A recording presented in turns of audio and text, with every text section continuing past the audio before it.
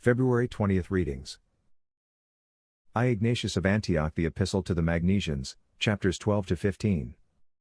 You are superior to me. May I rejoice in you in every way, if indeed I am worthy. Though I am bound, I am not worthy to be compared to any of you who are free. I know that you are not prideful, for you have Jesus Christ dwelling within you.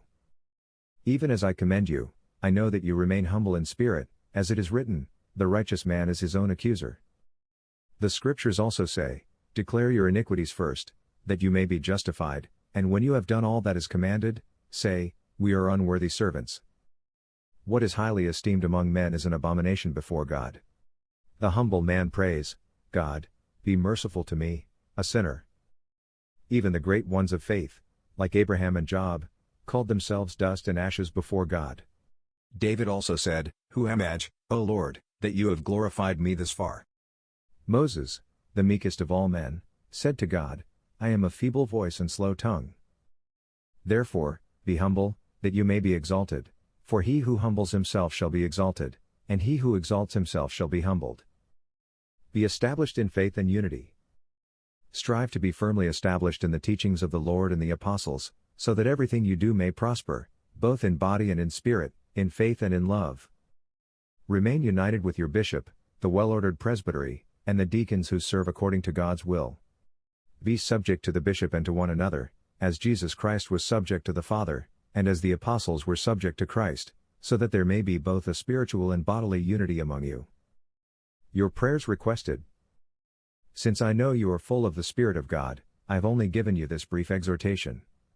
Remember me in your prayers, that I may attain to God. Pray also for the church in Syria, from which I am unworthy to bear the name, for I need your united intercession and your love, so that the church in Syria may be refreshed by the grace of your own church. Final salutations. The Ephesians from Smyrna, where I write this letter, send their greetings. They are here for the glory of God, as you also are, and they have greatly refreshed my spirit. Polycarp, the bishop of the Smyrnians, also greets you, along with all the other churches in honor of Jesus Christ. Farewell in the harmony of God, you who have received the inseparable Spirit, who is Jesus Christ. Augustine of Hippo. The Confessions, Book 4, Chapter 4. A friend bound by falsehood. In those years, when I first began teaching rhetoric in my hometown, I formed a deep friendship with a young man my age. We had grown up together, shared our studies, and spent our childhood side by side. Yet, this was not true friendship, for true friendship is only found in those whom you, O Lord, bind together in the love of the Holy Spirit.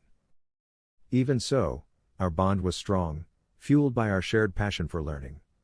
However, instead of leading him to truth, I turned him away from faith toward the superstitions that had already ensnared me, those same falsehoods that caused my mother to weep for me.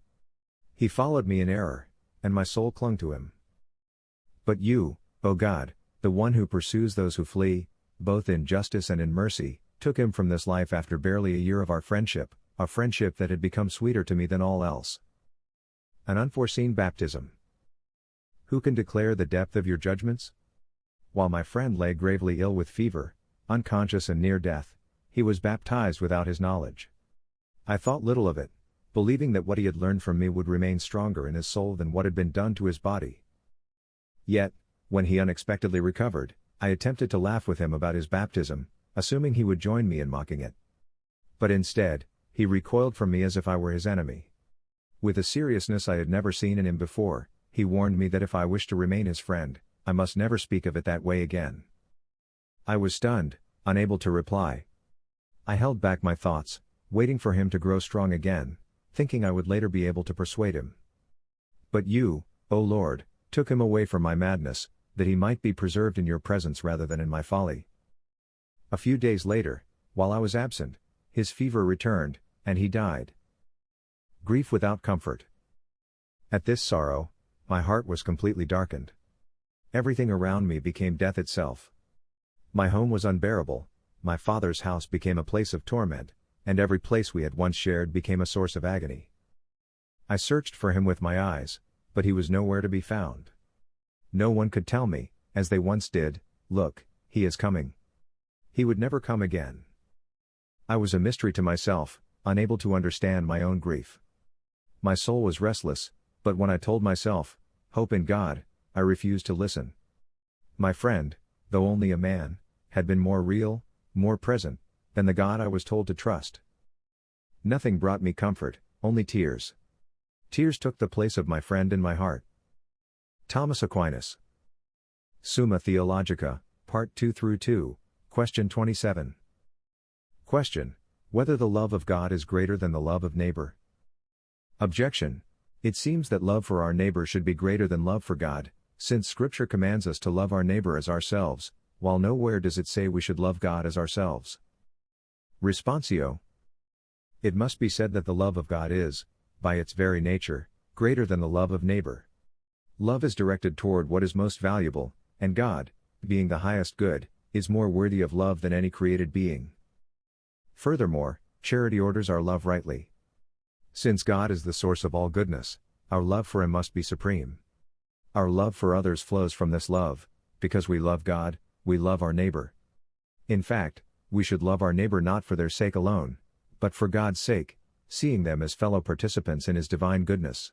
Therefore, while we are called to love our neighbor as ourselves, this does not mean that our love for others surpasses or equals our love for God. Rather, love for neighbor is rightly ordered only when it is grounded in and directed toward our ultimate love, God Himself.